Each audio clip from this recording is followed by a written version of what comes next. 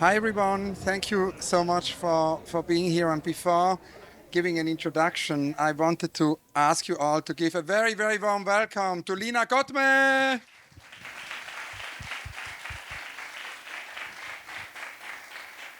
All our thanks go to Lina for many, many months of dialogue, of conversation. And what we're going to discuss today is really based on, many studio visits. And I wanted to begin with the beginning, Lina, because it's, I think, important to kind of maybe hear from you how it all began with architecture, how you came to architecture or how architecture came to you, because you grew up in Beirut during the war, and you told me that actually architecture in this context of the war was for you a way of dreaming about, of bringing people together, of a dream of bringing beauty, and in a way also a capacity architecture has to heal a landscape, to heal society. And you initially wanted to be a healer as a doctor. You wanted to very precisely not only be a doctor, you wanted to be a genetic medicine doctor. It's interesting because we just visited the Crick Institute this morning and saw an exhibition there about,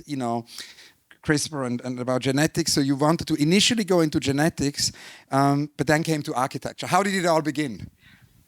Thank you so much, Hans Ulrich. Thank you, everyone, to be here today. And also, I extend the thanks that the long list that you've given to everyone else, and big clap from my heart to all who contributed to this fantastic journey, which is the Serpentine Pavilion. So how architecture came, actually, I mean, growing up in Beirut during the war times, I was born in the 80s, and it was really at the moment where the war was still continuing until almost the 96. So basically growing with this context where all the city is completely eaten up by the violence between humans, and always thinking about architecture as the first victim for such violences also. But at the same time, of course, not everything that I would see in the city was architecture, is all the built scape in the city. At the same time, I always thought that of this desire, having this desire actually to rebuild or to reconnect through making again. And walking in the city, you would see all the ruins, but at the same time, you see like nature that is coming through, that is popping up in the ruins, and that is able actually to bring beauty all the time. And that was fantastic because there is some kind of romantic level to that as well. Like how can nature through violence be able to heal and bring sort of beauty in the city? And I grew up also with my mother being an architect. She was studying architecture. She was doing her models. We were four, so she couldn't practice architecture. But looking at the models, looking at that world of making, always had put an impression on me. But as you say, looking at all that, I was passionate about biology and about genetics, about how things transform in time and how our DNA is an expression also of the environment. And then also about archaeology, because the city of Beirut is layers of history, from the Phoenician to the Roman to the Greece, and every time one digs in to rebuild, you discover these archaeologies that somehow we discover, but somehow they are completely disappearing immediately after, because they're covered by rubble, and then you have this tower emerge. And I started my studies in biology, and thinking architecture as a hobby, actually. That it's not a profession, it's like an artistic hobby next to biology, and discovered that it's so substantial, actually, architecture, because it fashions the way we behave in an environment, and that as a profession, it does incorporate the body, and our understanding of the body is very much something, and of interiority is something that feeds into architecture. So I went on with the architectural studies. It's fascinating about the unrealized project now of your mother to become an architect, because that's very much the case also for our friend Etel Adnan, the late poet and artist, the visionary poet and artist, who gave a little bit the motto for this pavilion when she said the world needs togetherness, not separation, love, not suspicion, a common future, not isolation. Because Etel always told me, you know, when she was in her 20s, she wanted to be an architect, but she was told that it was not possible. And so she was, but she started to draw buildings. And now her partner Simon Fatal, the artist, is actually realizing Etel's unrealized architecture. But you, of course, realized your dream. And I wanted to ask you a little bit in terms of the past, no? Who were maybe the architects who were important for you?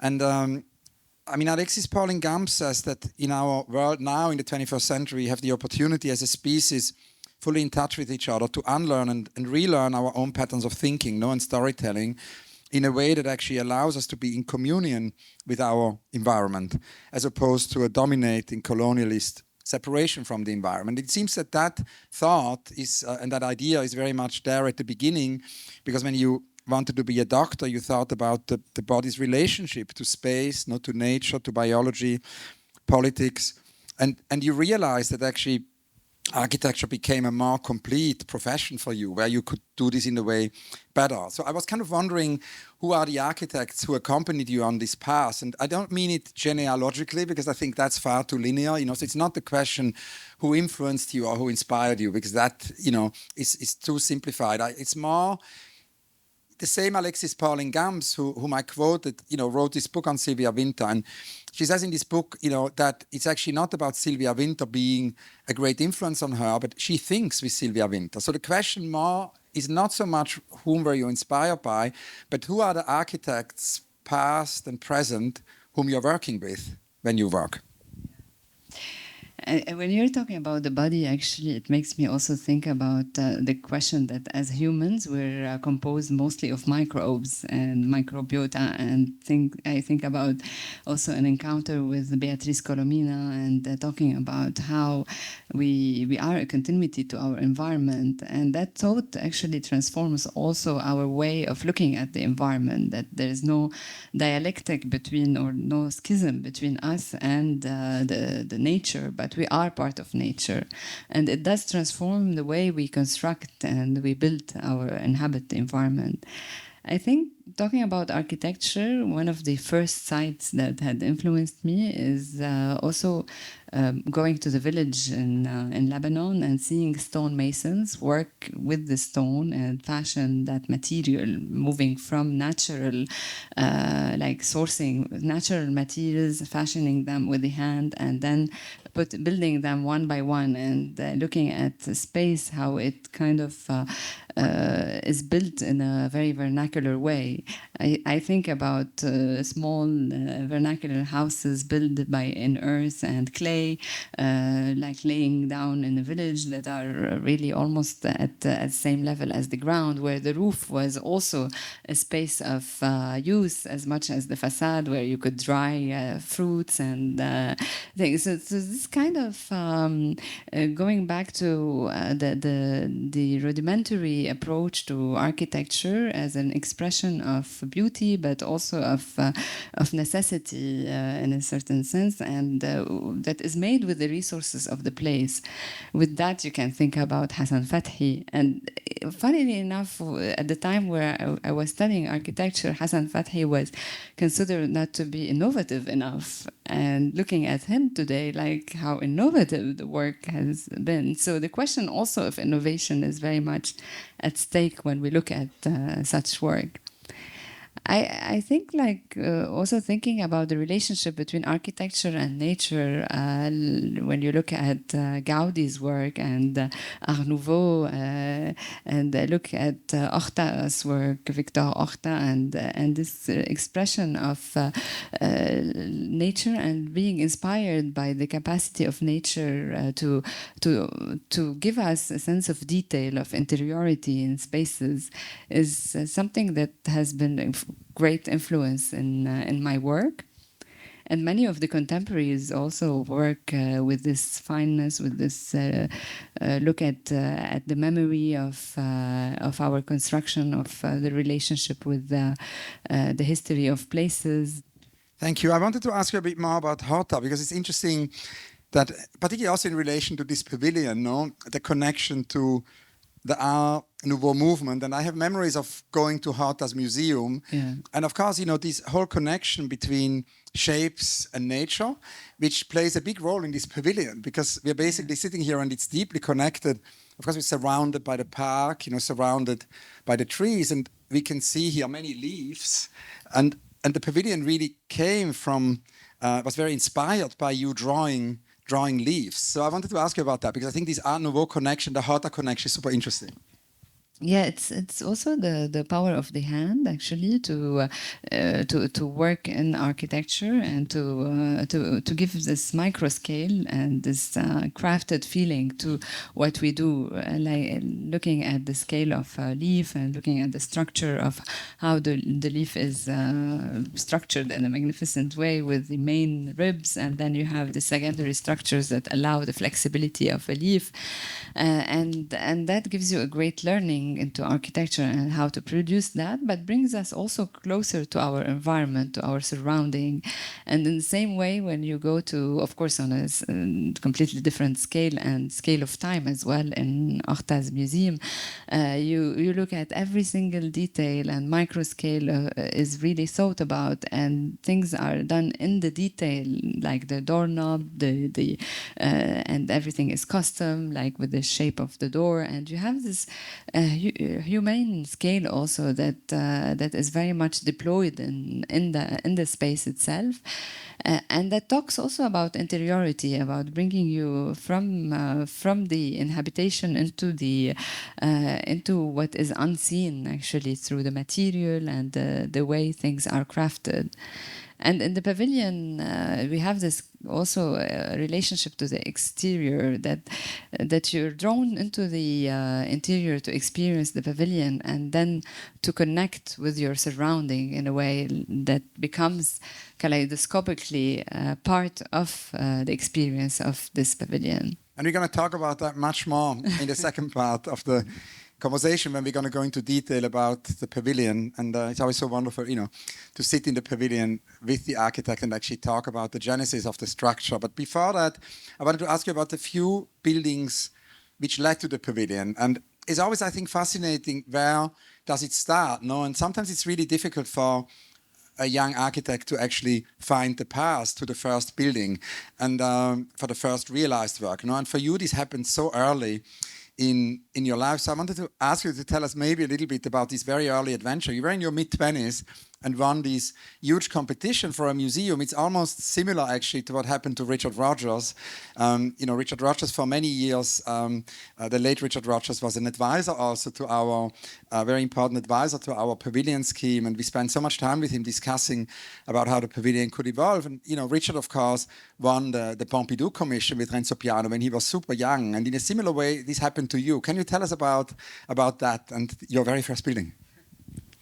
So the first building was the biggest building that I start with, and I was working at Jean Nouvel's office, and actually in London on a project that Jean Nouvel had with Foster and Partners here, and after work and during end of the year, actually holiday, I found this competition for the Estonian National Museum, which was an open competition, and it was really interesting because Estonia at that time had joined the European Union, and they had their independence from the Soviet occupation in '91. So this competition was somehow an affirmation of their identity, a way also to belong in Europe, and also it was written in a fantastic way. It's really about ethnography, about a collection that has been built in time in a place that is very northern, is very climatically, you have this extreme climate. So at that time, this is fantastic. Let's try to do this competition. And I suggested to 2 colleagues of mine with whom we were working together. And then we started doing this competition. And after a month in January, we win this project. And at that time, I was in front of Centre Pompidou, actually. And it's crazy. You're 26, and at that time is really like a dream that you want to achieve that project. And of course, we were very young, so everyone was telling us that this will never happen, it will never be built at that time. And we didn't know that a lot of the projects sometimes are ideas, competitions, and never be built. So we pursued that. We opened our first partnership practice at that time in DGT Architects, and we fought for 10 years to produce this and to realize this museum. And that was a great learning because it's 10 years of building a 40,000 square meters museum, but also of realizing the role of the architect in a society, and how the museum becomes a construction of a common narrative, actually, for a nation that also questions what is a national identity. How does architecture open an identity as well? Because we're not, identity is never a fixed thing. And what is nationality? What is a border?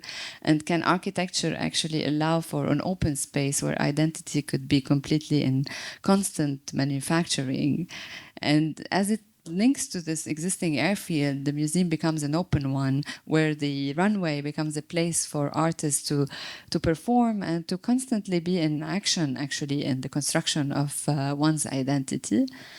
And also, like, not having a singular narrative for a museum construction or like exhibitions. So you have this fluidity of reading the collection. So beyond the architecture itself that has its own monumentality because it links to that airfield, but also disappears, it's about really the articulation of space in relation to a territory. And in that sense, it also links us to land art, and which is another field that really influenced the way I perceive architecture. Thank you so much. And another building I wanted to bring up is, of course, your very, very well-known Stone Garden, one of the first buildings of yours we saw. And the Stone Garden has a lot already of your later work. It's also relatively early because it's in 2010 that it started. And it's very much about nature. It's greenery and nature becoming part of the building. It goes back to what you said, that, you know, growing up in Beirut, you felt this connection to nature. In architecture, you saw nature in ruins. And you did that very much with this building. Can you tell us a little bit about the genesis of the Stone Garden? As always, I mean, it needs a very visionary client to do so, but it's also a very fascinating building because it's already, a lot of your later work is in there. I mean, there is this, you invented something actually in terms of the facade. You invented a comb. You combed the facade so that it's very tactile. Stone Garden, I think like the strength of Stone Garden is this place itself also, because it embodies Beirut. It embodies the context in which it sits in a maybe sensitive and strong way, beyond the architect giving it a kind of a crazy form or like intent in a way. So it's really, I try to read the place where it sits to really like embody the lines of the site, to have this longitudinality of the building that has a big body, but at the same time it's thin. It's really about this land, but it's also about building regulation that shapes our inhabitation in a certain manner that generally we don't see. Actually, this building regulation where we build sometimes edifices that are cubes, and we don't see how it fashions the way we build and the way we inhabit our cities.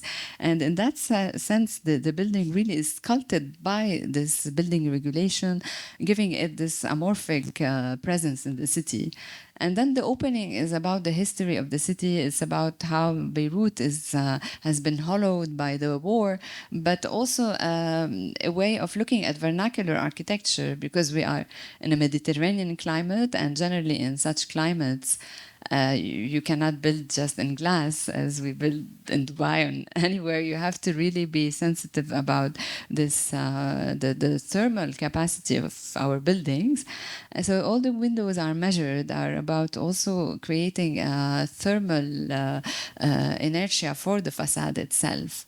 And moving from that sculpture, I really felt the need of being anchored in the ground, almost like this rock. If some of you are Lebanese here, I don't know, but like this sea in the Mediterranean Sea, we have this pigeon rock that is sitting in the middle of the sea, and that despite all the change that has been happening in Beirut is constantly there. It's like the icon of the city of Beirut. So somehow really anchoring that building in its ground, allowing it to be almost like a vertical ground that that emerges up. And thinking about the work of the hand, like in these regions also a lot of the skilled laborers are coming from the wars happening in the neighboring countries. And I felt, my question was, how do you value the work of the hand in construction? That the act of construction becomes an act of love as well, as a belonging, actually, of building belonging. And in that sense, I wanted to work with the hand in making the elevation and chiseling the whole facade with the comb and developing that technique with the artisans, with the workers in place, and allowing this emotional attachment to the architecture. What was nice, just last thing, what was nice also that somehow when I was coming to the site, like the builders were really every time telling me, like, yesterday I didn't sleep, I had this idea that we can actually chisel that corner this way or comb this. So somehow it's engaging also the handwork and the builders as part of the emotional process of architecture. Beautiful. And of course, that has also a lot to do with this idea that actually it seems to emerge. Like many of your buildings seem to kind of emerge from the earth. And I wanted to ask you about the connection in terms of that, the connection to the earth. I mean, we have at the Serpentine this project Back to Earth, where we invite artists to do environmental campaigns. And that has a lot to do with your work, but also your connection to archaeology, because from the very beginning you were interested in archaeology. And I actually found a quote here where you say that, in a way, it's an archaeology of the future also. It's basically connected to time. Can you tell us a little bit about that? Because you were inspired actually early on by archaeology, by this idea of digging, of finding traces, but then not only finding the traces, but somehow bringing them together. And I suppose with these fragments, building reality. I mean, the art historian Panofsky once said something like, it's a modified quote, but he said it like, we kind of invent the future with fragments from the past. And that seems to be quite close to your methodology, no? Yeah, I always wonder, like, how innovative are we actually, but actually looking at what exists and refashioning it in a different manner, or like recomposing what you see.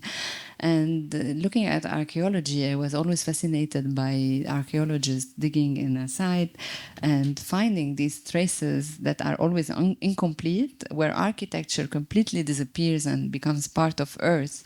And it's just building again the reality, and you're always in a trial and error like a process, because they're getting closer to what could be the truth, but it's always a narrative that is in construction.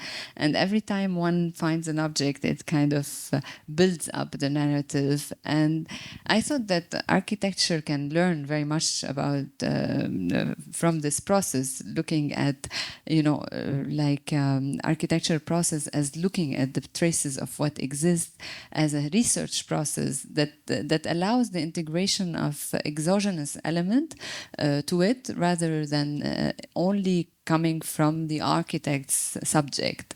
So it's really like also allowing the architecture to be integrating others' imaginaries and other memories, and soliciting others' memories when experienced as well.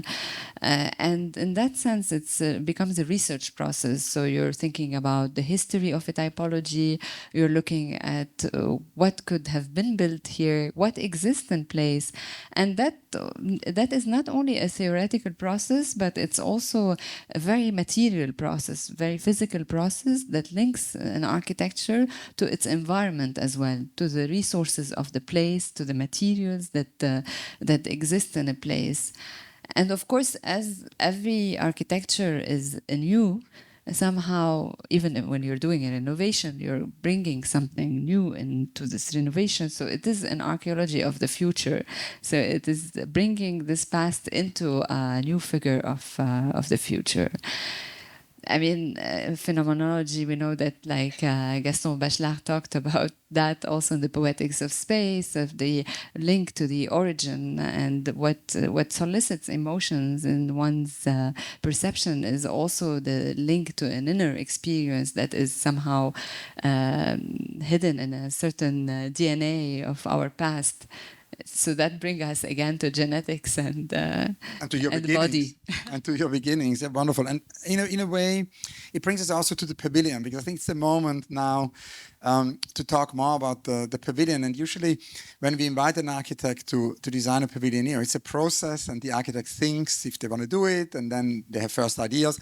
It only happened once that we arrived actually in an architect's studio, and the pavilion was already designed, and that was Peter Zumthor. It was very surprising, because we went to Chur, in Switzerland, and anyway, we thought probably Peter Zumthor is going to turn us down, and he said, I knew you would come one day. And yes, I knew it, and so I've, designed a pavilion. So that did not happen again afterwards. So normally it's, we would invite, and then a dialogue starts. And the process with you has been very, very magical and very special, and I wanted to ask you to tell us a little bit about your process and how, because I think it's interesting in terms of this pavilion for everybody here to hear how you developed it. Because I remember we came for the first time to your studio, and then for a second visit, and you started a research.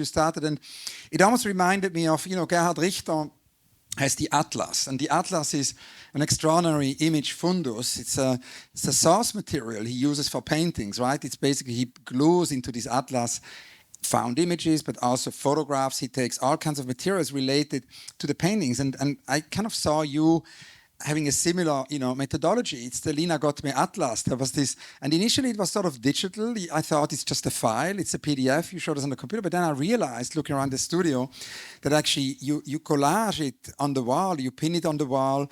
It's different clusters, and of course, archaeology played a role, but there was also from the very beginning a desire for conviviality, an open gallery in a park, the idea of shelter.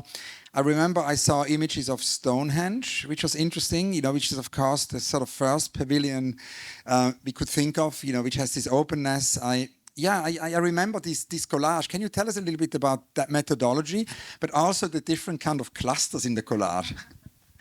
That's really beautiful to hear. I didn't hear that from you, absolutely. And I don't know, can I say everything actually? Everything? Yeah. No, we want to hear everything, yes. That's the Atlas. No, I was actually, when I was contacted, remember we had our first meeting was a Teams meeting, and you set up a meeting and I really didn't expect at all that we will ask me to think about a concept for the Serpentine. So I felt like so naive, like in the meeting, like trying to explain how I work, and then came the question like, can you think of a pavilion for this year? And then I was like, "Whoa, fantastic! That will be for 2025." It's like in 1 month. Like, oh my god! Like, I have to think about it. And then I thought that's fantastic. Actually, this essence of how do you think about bringing research in a very shorter time, and also thinking about the urgency of today. We have there is an urgency to build more ecologically, to find solutions to our global warming, and to be active as architects. So how can we think about something like a response that can be done quickly, that can be thought in quickly, and where research can be compacted into it in an essential way. So in that sense, I started doing this research and thinking about what is a pavilion actually, and what is a folly in the park, looking at forms of folies in the different parks that we see these kind of colonnade structures, and how can this pavilion build on the memory of what had existed before. Thinking about Stonehenge, because it's this magical place that links to the celeste, celestial, body, and that also is used in its multiple forms, but also places of assembly, like the Toguna structure in Mali, where elderly of villages, they gather under one roof and decide on important matters, because somehow today we have to maybe decide on important things that build our relationship with one another and with our society. So somehow this research became like multiple, and it's a series of questions that became physical, present.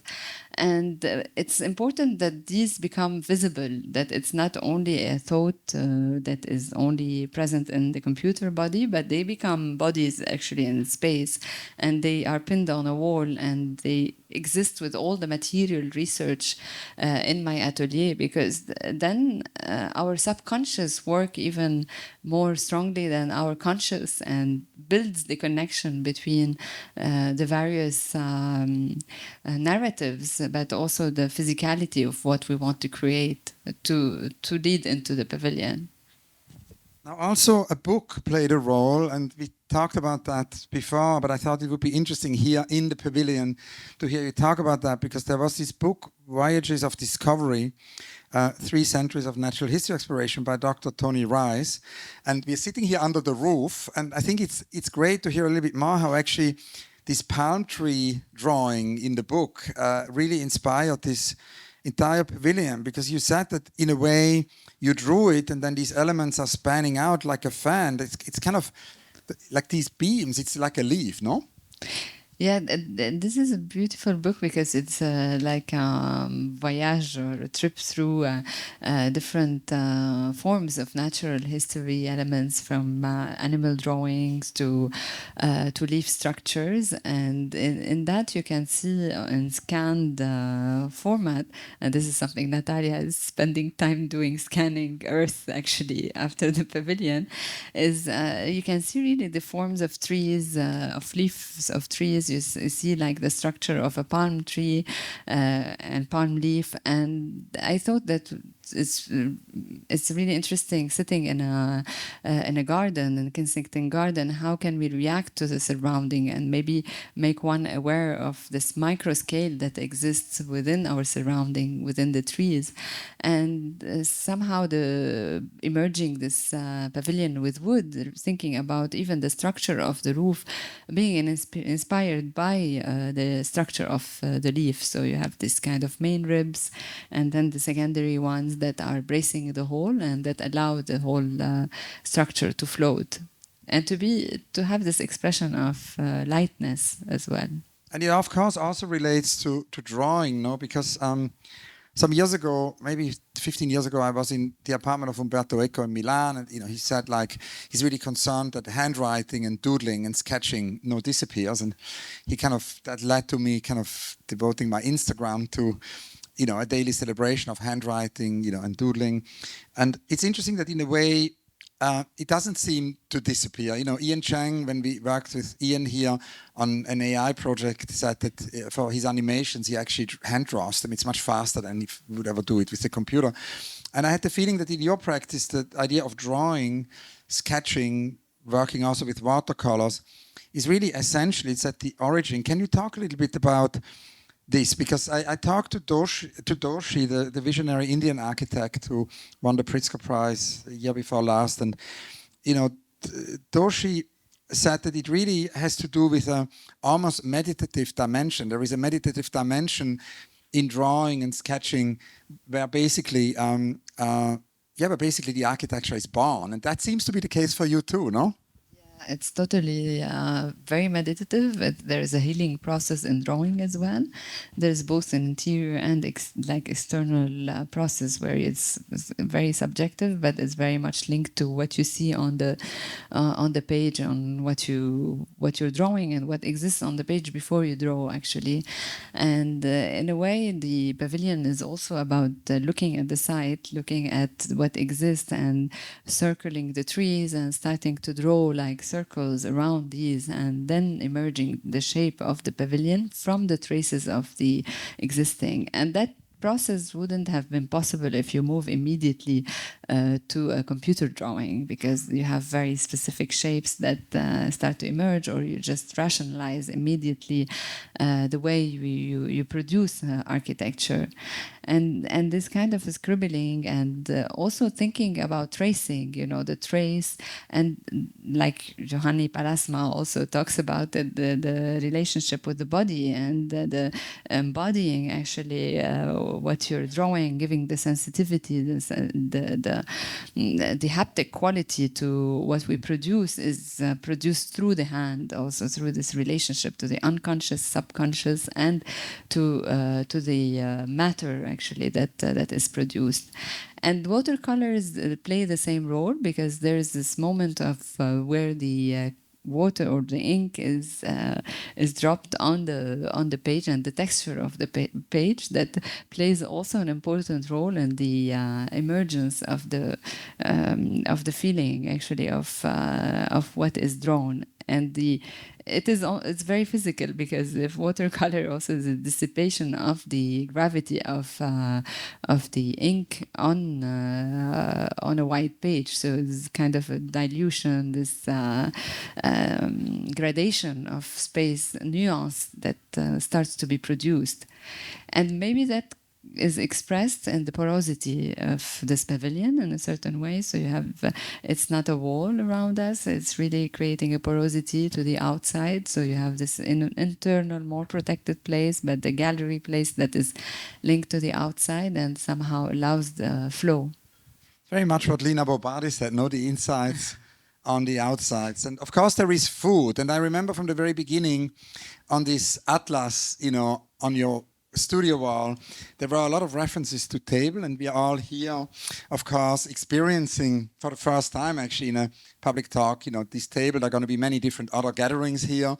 Hopefully also a lot of inventions on a day-to-day basis, how, visitors are going to use these tables. And you said actually that food, that actually, here is the quote, "Our cuisine grounds us home," you said, and you always wanted food to be in the center of this pavilion. And food is, of course, one of the main reasons for CO2 emissions. And so it's essentially in terms of the climate emergency to address the topic of food. But it's also, of course, for you about the gathering. And we are working on many different discussions related to food. I'm so happy Nicoletta Fiorucci is here today, because obviously we're working on a special event with Nicoletta's foundation and you and the Serpentine, where an experiment with food will happen. And I wanted to ask you about that, about how you came up with this idea of connecting the pavilion to food and also a table. And of course, the table is not only very present here, but it's also the title. The French à table became the title of the pavilion. So let's talk about that.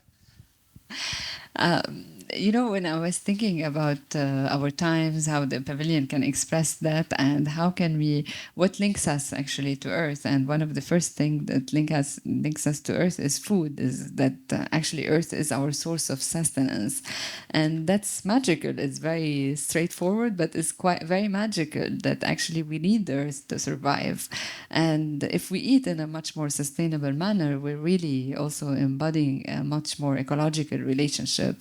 And it's a subject that I've been exploring in other projects, namely a project in Paris, Réalimenter Masséna, where the whole building is about sustainable feeding, and where the whole project is about a mixity of functions that allow you to move from planting towards, cropping, and then composting, and then having this kind of circular economy that is present within one building. So the mixity of functions becomes essential actually to the architecture itself.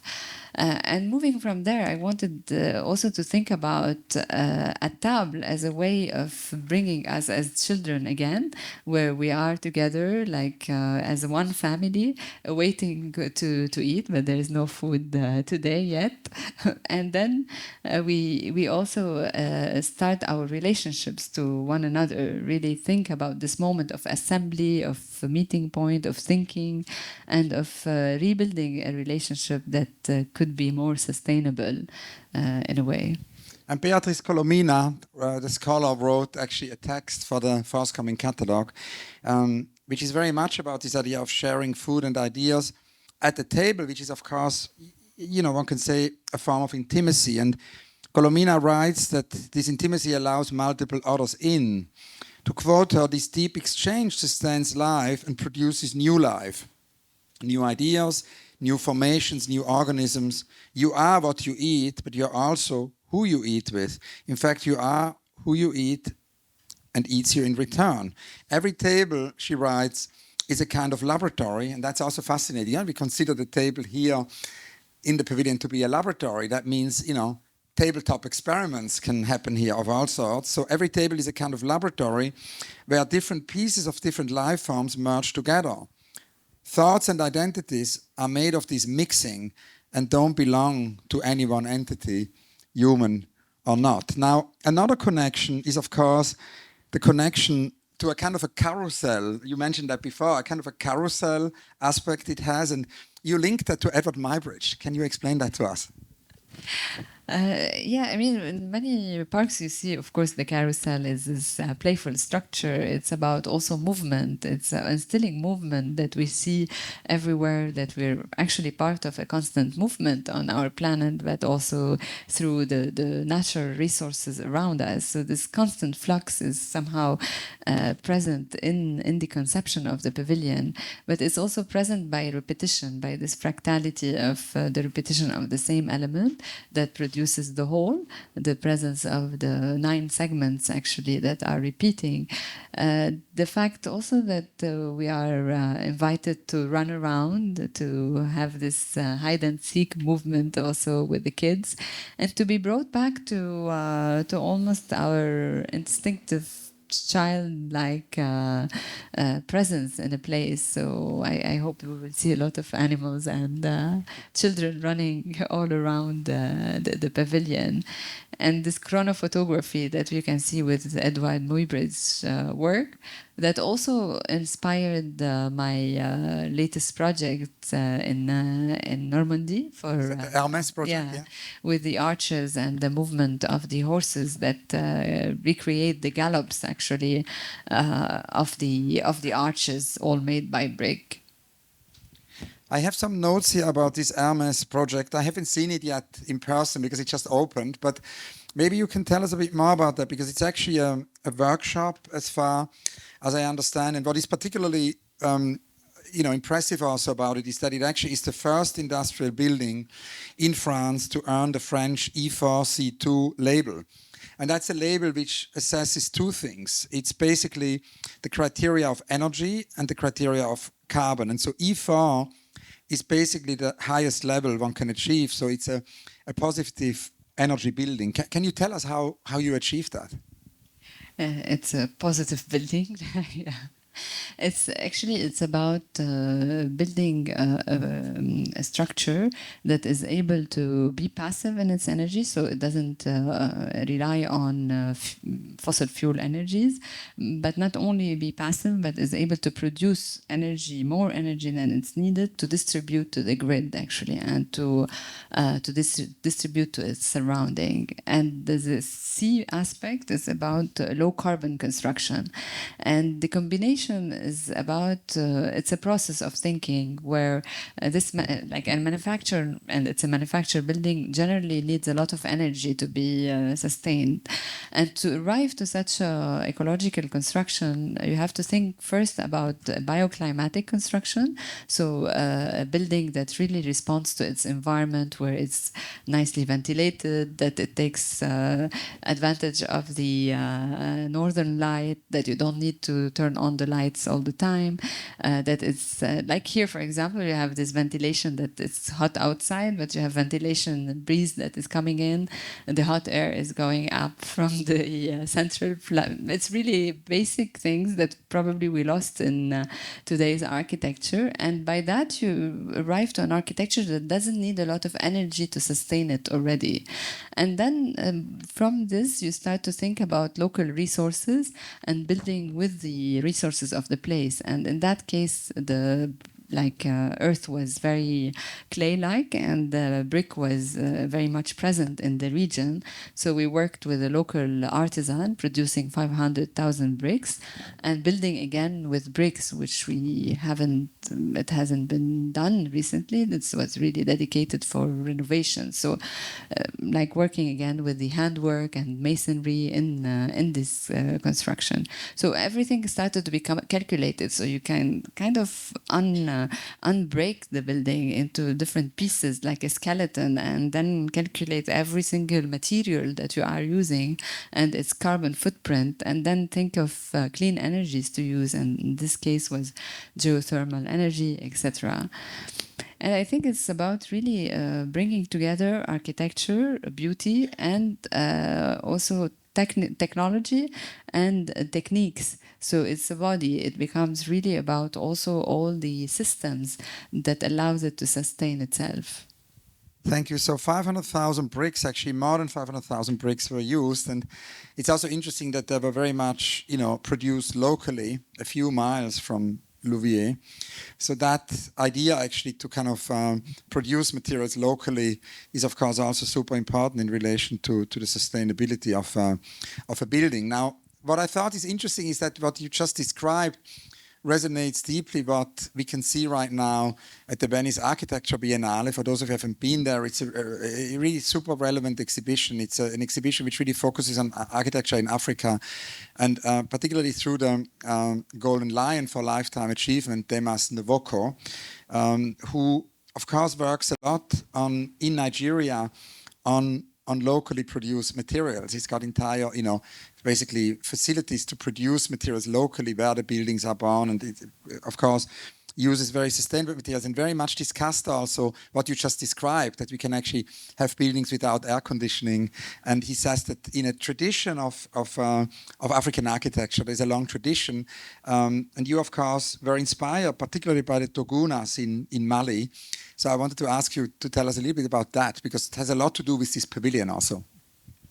I remember now the talk that we had in Venice, and thinking about also architecture as a way of building knowledge, that it's not only that you're building, but you're actually developing a certain knowledge and create like almost again an archaeology to span into the future. So how do you build again? How do we produce in bricks? How do we allow our knowledge to be developed through our construction techniques? And the Toguna structures came when I was thinking about the table and about moments of assembly. And then I started looking and digging into other forms of assembly beyond UN assembly or other, places that we know. And it started earlier on, a few years ago, when I was doing an exhibition, and I designed the restaurant in Palais Tokyo, and I was intervening in an exhibition that is named Toguna.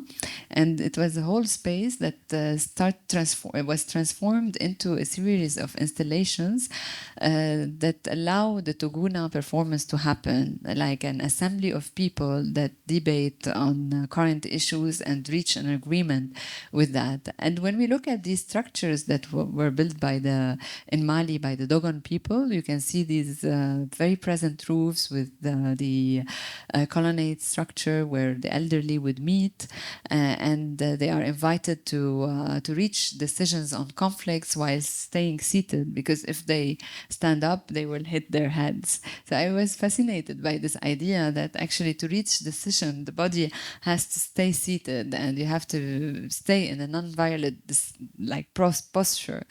And this is a bit echoed with the structure, but for security reasons, you don't hit your head in the... You actually have that also. You have that also in the.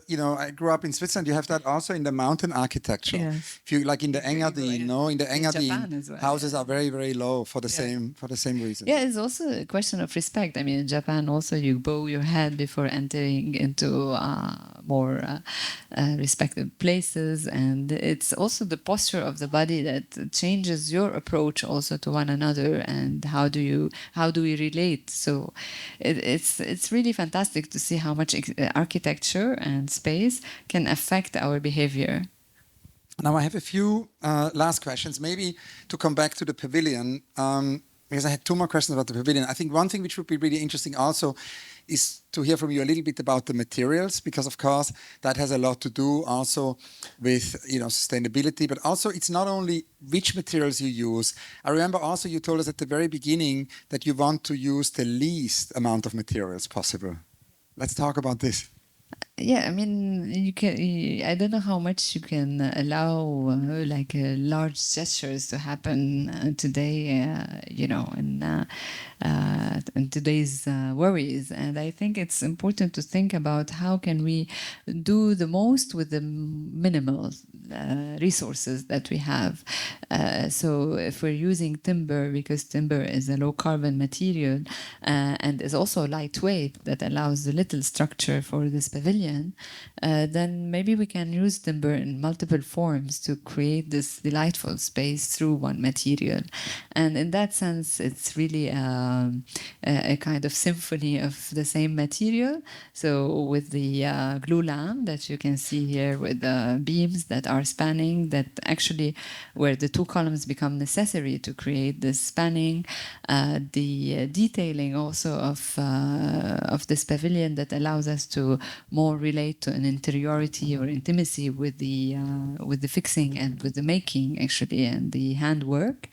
And then the plywood or the paneling, the fretting of the panels, the wood, the oak of the tables that constitute this concentric form, where we feel we are judged actually today in the middle, and then really trying to use it in different tones and materiality to allow such a form, a multiplicity of form within one material. Now the pavilion will also have a soundtrack. Of course, there will be all these performances, but there will also be a soundtrack on days when there isn't a performance. And the soundtrack comes from an artist, Tarek Atwi, a very well-known artist who already worked with the Serpentine years ago on a park night. Can you tell us about your friendship, your dialogue with Tarek Atwi, and how the sound is going to be here when it arrives? Yeah, I mean, Tarek is, I remember, we were together in school in lycée, and really when we were 12 years or 13 years old. And I remember him walking in this school always with the headphones. He's a very tall guy and always with the headphone, and I was always doodling. And it was very funny to meet again in France and in Paris and again. And he's really into music and working as a sound artist, fantastic sound artist. And the Serpentine Pavilion was a fantastic opportunity to bring sound and architecture together again. And he produced this really beautiful soundtrack that you can hear with the podcast where we talk about the pavilion. And the soundtrack is really about these almost forgotten sounds of cooking, but of course they're not cooking, they're done with instruments. Almost you can feel like something is frying somewhere, and it brings you really in the mood of what was behind the genesis of this pavilion. Now, how could we wrap it all up? I was kind of thinking, what synthesizes all the many different things you told us today, and I found this great piece online. It's in Azure magazine, where you explain the kind of 5 things which, in a way, bring together your architecture. The first one is to embrace personal narratives, which, of course, has to do with your upbringing in Beirut, the drive that you want to transform things, to embellish or change the city. I mean, very much connected to what Richard Rosch has always told us, to leave the city behind when more beautiful than one finds it, right? So that's the number one. Number 2 is architecture as a future archaeology. You've explained that also beautifully. Of course, Beirut being an open archaeology, but all your work in a way being a future archaeology. The third point is the buildings as bodies. I mean, we had that, I think, from the stone garden to the pavilion. We had it from your early desire to be, a doctor, to then become an architect. Then the fourth point, to have a competition that can change your life. And you were 26, you explained that. And then the fifth point, which I think all your project had, is the macro and micro. And I wanted to kind of ask you about that because we touched upon it, but we didn't really go into details. You say that when you're designing, you look at the micro, the human, but also the larger scale, right? The city. And with your team, you're able to work from the smallest detail to the most global aspect. And as an example, you quote here the Wooden Tower, which you're developing in Paris, which is actually not only about architecture, but about the circular economy. And you mentioned it briefly before, but I wanted to hear more about that. The Wooden Tower, the circular economy, and also how is it all related to the micro and macro? Also this pavilion, I suppose. It's an interesting question that is also related to sometimes questions that I have and that made me think about it. It's very important to think about the micro, because sometimes as an architect they ask me, "So you're an architect, so you do interiors?"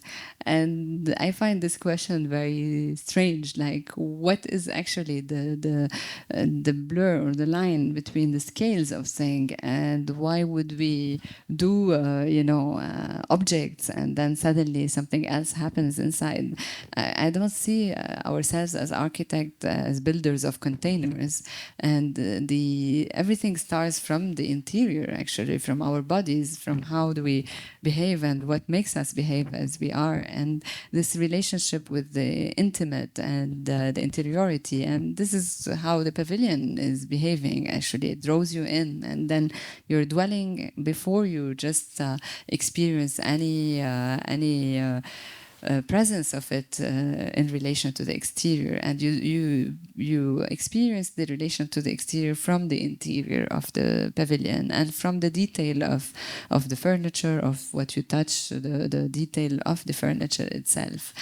And somehow that brings me also in architecture to deal with different scales, dealing sometimes with scenography, with exhibition design, where my only material is light, actually, where I don't have other material than the light, and how it hits an object, how it reveals it in space and reveals its materiality, all the way through furniture or a building. And in a way, like completing that experience together. And in the project of Masena, the starting point is, again, our relationship to earth is about food, is this kind of intimate experience with food. And how can a building be a place where you have agriculture, so you can like plant, but you can live in that place within this idea of a circular economy. You can like crop what you've planted, and then again make like a workshop, teach about new biodiversities, have this like composting place, and then again it's all a kind of a circular system. So even the building is about systemic thinking rather than accumulation of levels.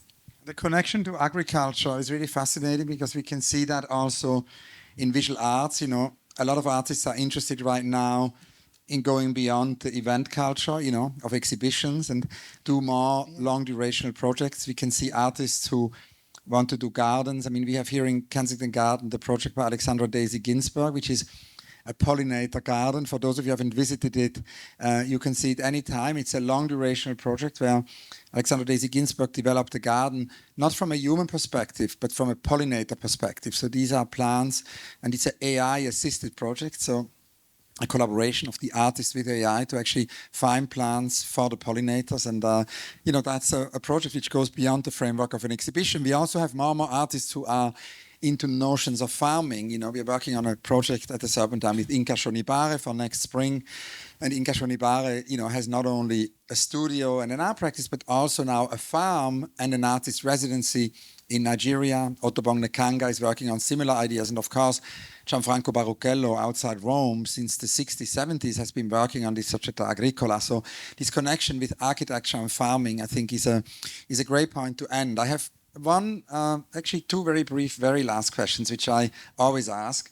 One is, as you know, always about unrealized projects. And we know very little about visual artists' unrealized projects, but we do know a little bit about architects' unrealized projects because, you know, architects publish competition entries when they don't get realized and get realized. So through that, we sometimes know about unrealized projects. But that's only a very limited aspect of what we can know, because architects also have many projects beyond the unrealized competition entries. Now, the range of the unrealized is relatively broad. We can think about projects which are too expensive to be realized, projects which are too big to be realized. It can also sometimes be projects which are too small to be realized. Sildo Meirelles once wanted to do this tiny little cube, and he said it had to be exhibited in the museum, which is completely empty.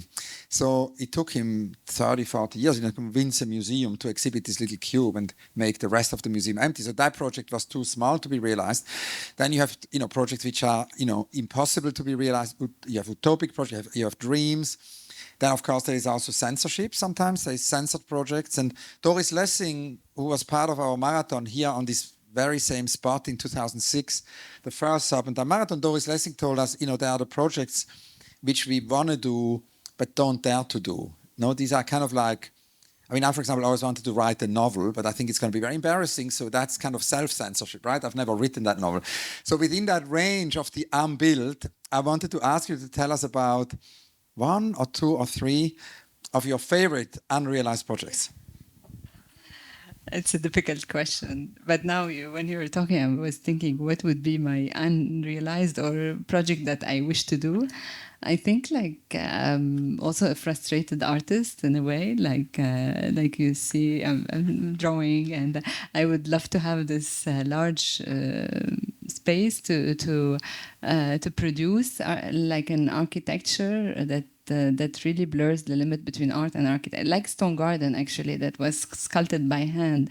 But thinking about the possibility of building by hand and allowing this presence of a place that emerges from the ground, and where I could actually make things myself in the building. That is a bit of a luxury, because I need to dedicate my time completely. I need to have someone take care of the team of 30 people in Paris and do this kind of inhabitable space. And of course, projects like competitions or projects that I've done recently.